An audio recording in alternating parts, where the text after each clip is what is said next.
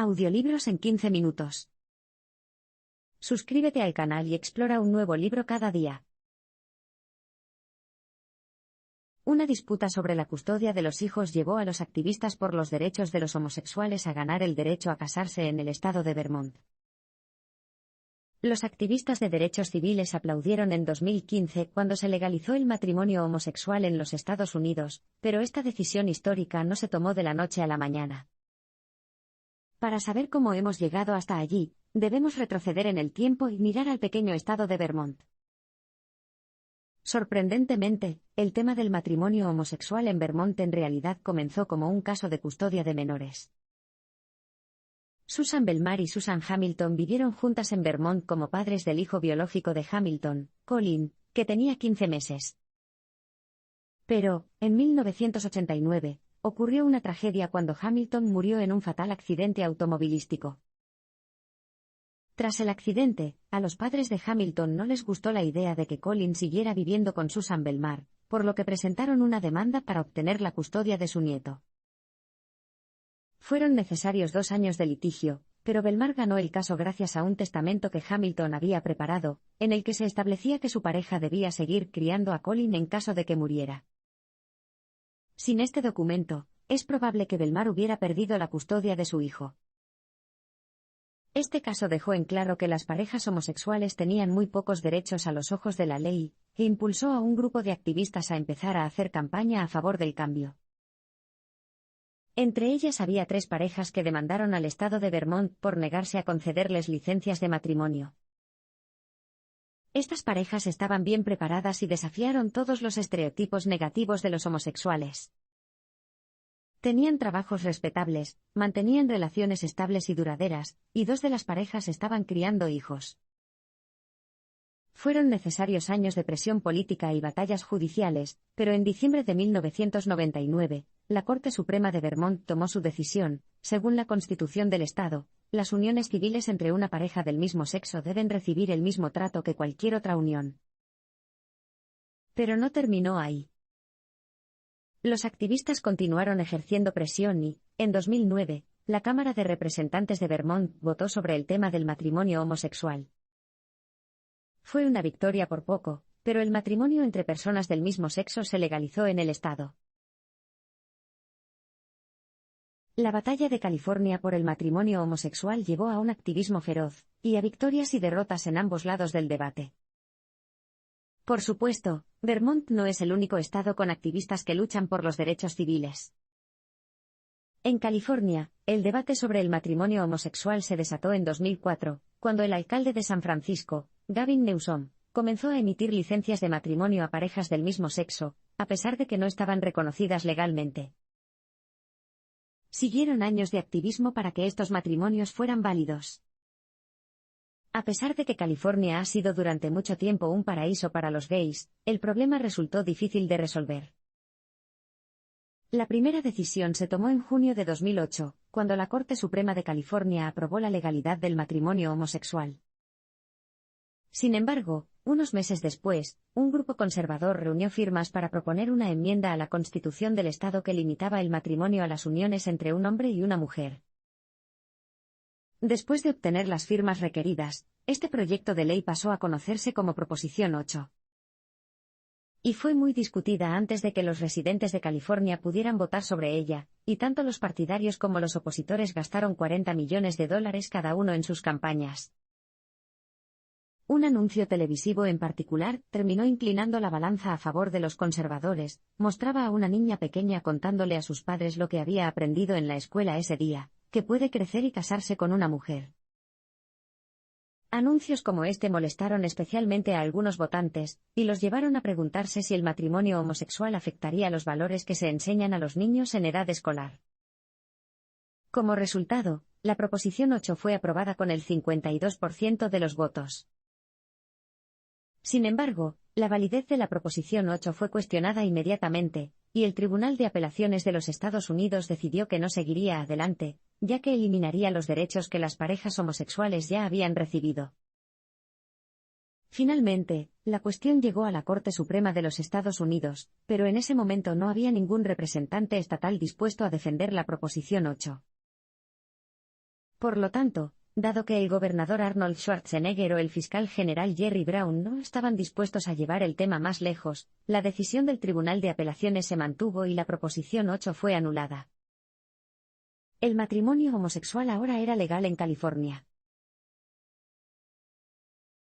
Con cierta reticencia, la Corte Suprema de los Estados Unidos finalmente reconoció el matrimonio homosexual en 2015.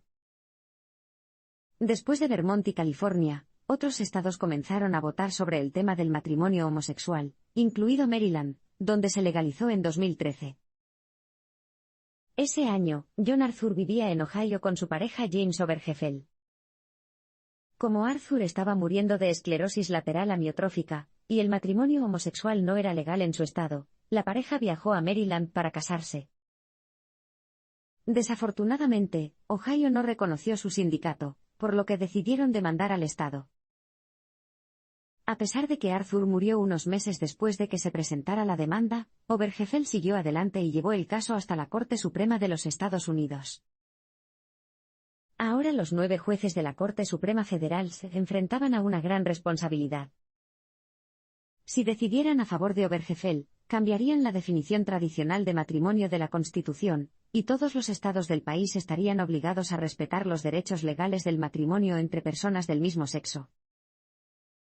Algunos jueces se mostraron indecisos. El juez Antonin Scalia consideró que la decisión debía permanecer en manos de los ciudadanos con derecho a voto y de los legisladores estatales, personas que, a su juicio, representaban mejor las normas morales de la sociedad.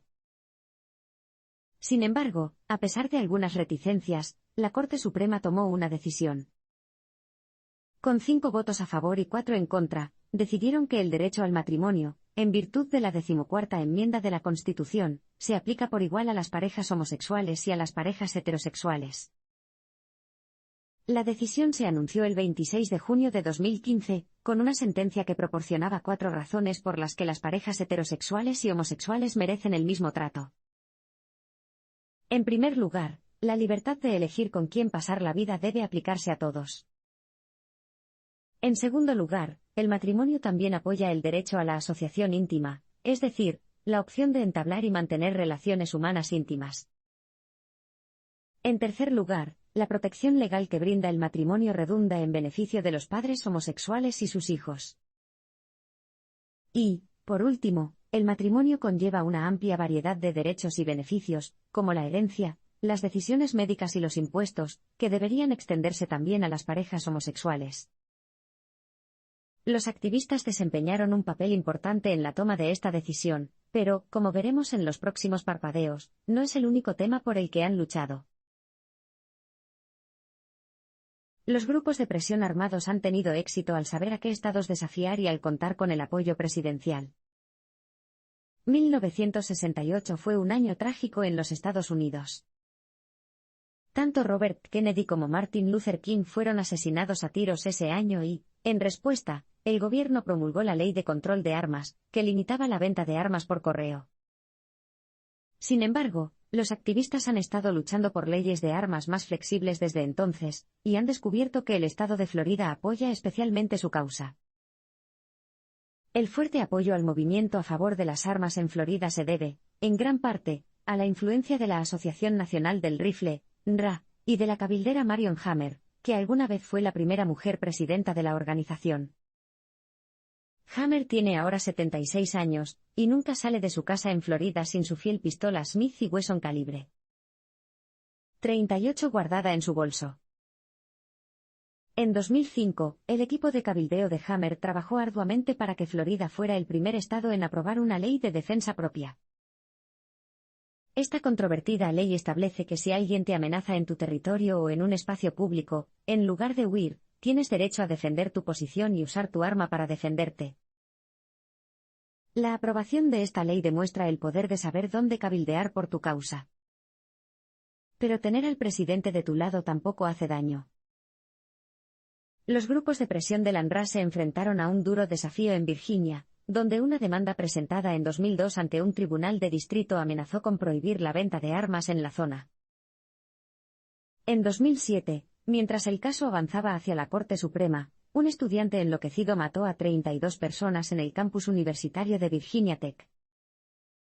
La situación parecía bastante grave para los activistas a favor de las armas.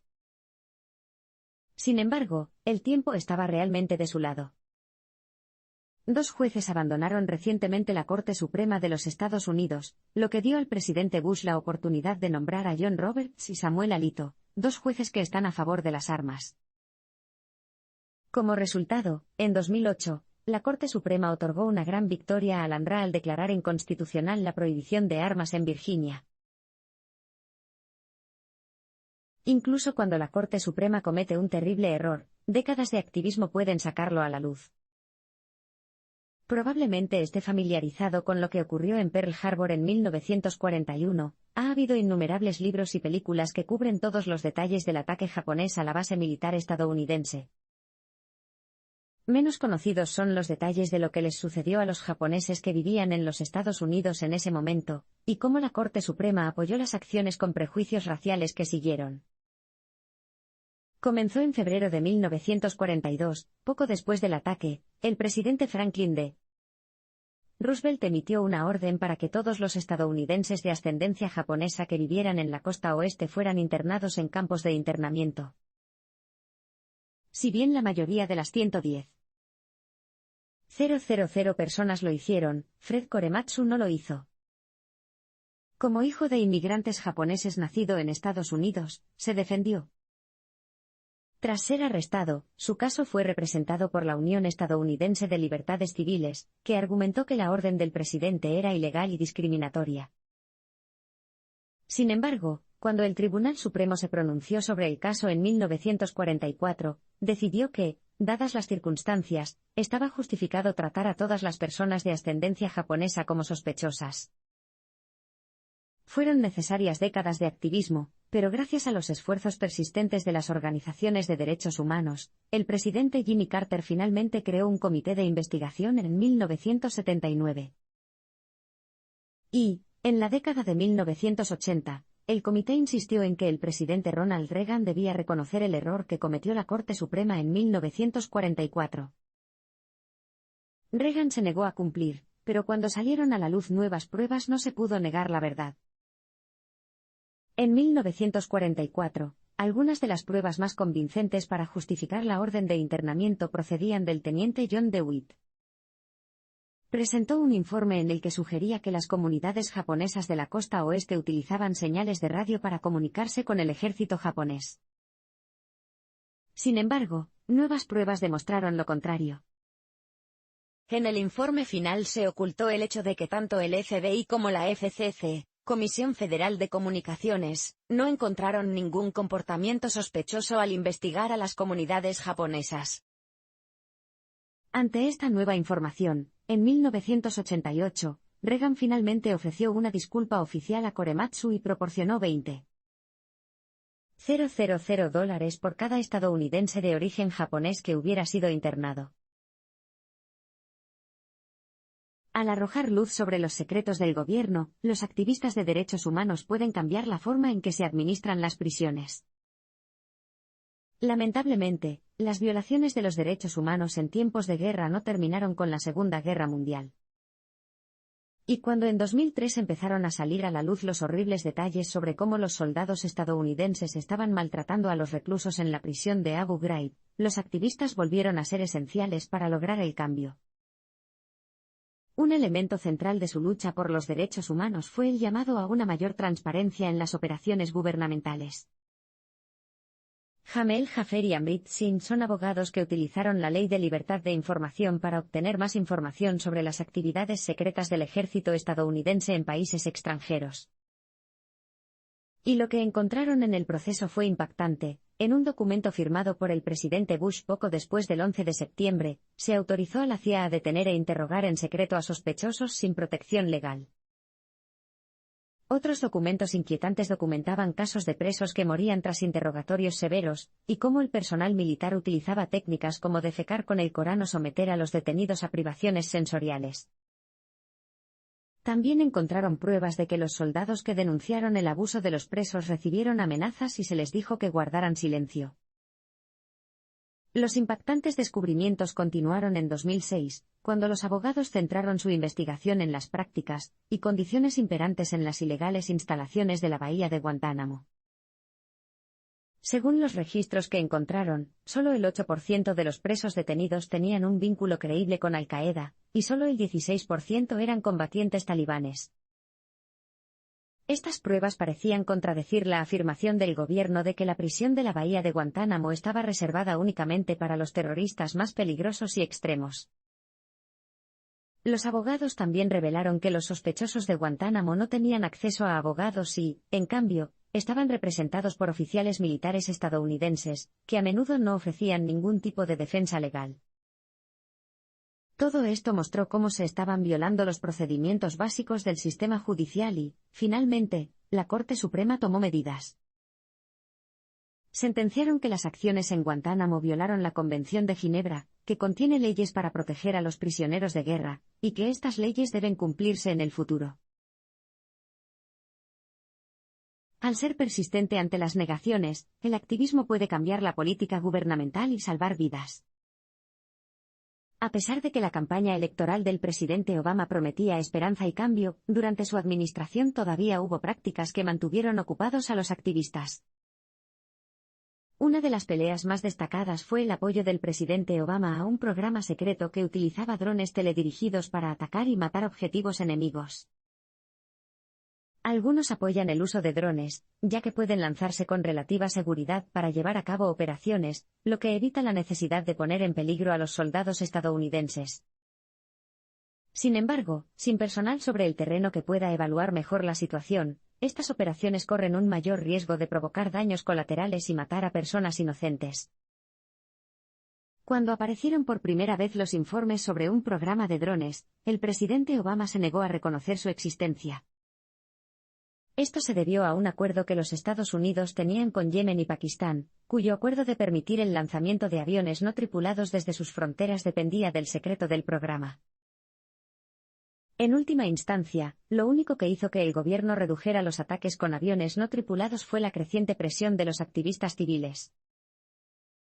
La organización de derechos humanos New America Foundation hizo un seguimiento de la actividad de los aviones no tripulados e incluso llevó a una niña pakistaní de 9 años a testificar ante el Congreso sobre el momento en que un avión no tripulado estadounidense mató a su abuela.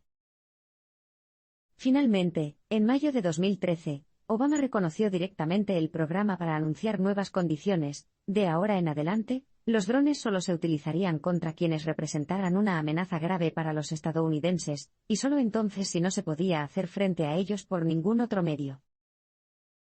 Además, en las nuevas condiciones, los drones solo se utilizarían cuando el gobierno confiara en que ningún transeúnte inocente resultaría herido.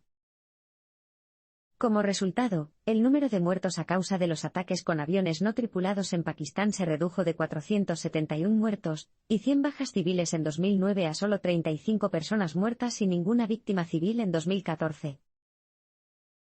Al permanecer fieles a lo que creen, y se comprometen con los objetivos que desean alcanzar, los activistas pueden tener un enorme impacto en el mundo político y legal que los rodea.